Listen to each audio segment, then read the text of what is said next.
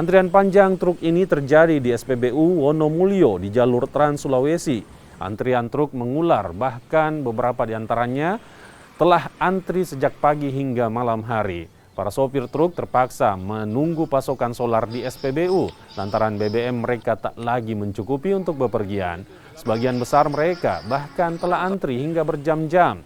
Saat ini rata-rata pasokan solar untuk SPBU di Polewali Mandar sekitar 8.000 liter per hari.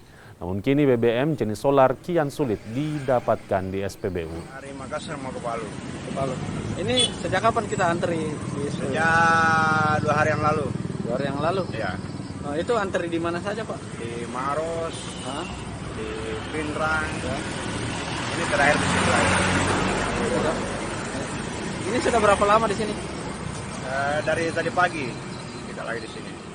Memang bahan bakarnya sudah tidak cukup. Sudah tidak cukup.